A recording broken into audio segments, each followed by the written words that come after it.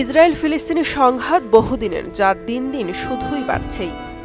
সংঘাতের ফলশ্রুতিতে বাড়ছে ধ্বংসের লীলা।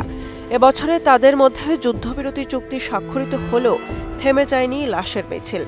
কিন্তু এত সংঘাত, রক্তপাতের সম্পর্কের মধ্যে ভিন্ন এক চিত্র দেখল বিশ্ববাসী।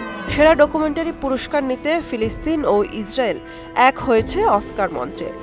বাংলাদেশ সময় ৩ মার্চ ভোরে ৯৭তম অস্কারের এবারের আয়োজন লস অ্যাঞ্জেলেসের ডলবি থিয়েটারে আয়োজিত হয়। প্রত্যেক বছরই এই আয়োজনে ঘটে যাওয়া নানা ঘটনা আলোচনা সমালোচনার বিষয় হয়ে ওঠে।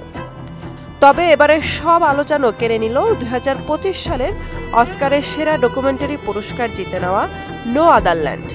কারণ এ ডকুমেন্টারির গল্পে রয়েছে রক্তস্নাতের সম্পর্কের বদলে অধিকৃত পশ্চিম তীরের এক ফিলিস্তিনি অধিকারকর্মীর সঙ্গে ইসরায়েলের এক সাংবাদিকের বন্ধুত্বের গল্প এবং ফিলিস্তিনিদের রক্তক্ষয়ী সংগ্রাম। CNN এর বরাতে জানা যায়, ইসরায়েলি এবং ফিলিস্তিনি চলচ্চিত্র নির্মাতাদের যৌথ প্রচেষ্টায় নির্মিত এই প্রামাণ্যচিত্রের মূল পরিচালক ব্যাসেল আদ্রা নামের এক ফিলিস্তিনি।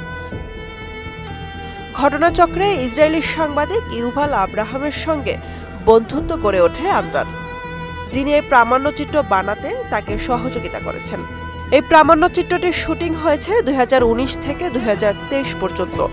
শুটিংয়ের শেষ বছরে ৭ অক্টোবর হামাস ইসরায়েলে হামলা চালানোর কয়েকদিন আগে এটির নির্মাণ শেষ হয়। সুদবিহীন ব্যাংকিংয়ে আত্মশুদ্ধির পথ এনআরবিসি ব্যাংকের ইসলামিক ব্যাংকিং আল আমিন। এতে পশ্চিম তীরে ইসরায়েলি দখলদারি, সেনাবাহিনীর অকথ্য নির্যাতন, বাস্তু হারানোর যন্ত্রণা, বেঁচে থাকার সংগ্রাম উঠে এসেছে।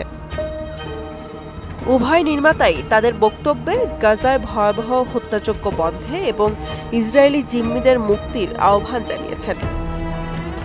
বিশাল এ আসরে এই ডকুমেন্টারির অস্কার পাওয়া ফিলিস্তিনিদের দুঃখ, দুর্দশা ও প্রতিরোধের বার্তা বিশ্বমঞ্চে তুলে ধরেছে।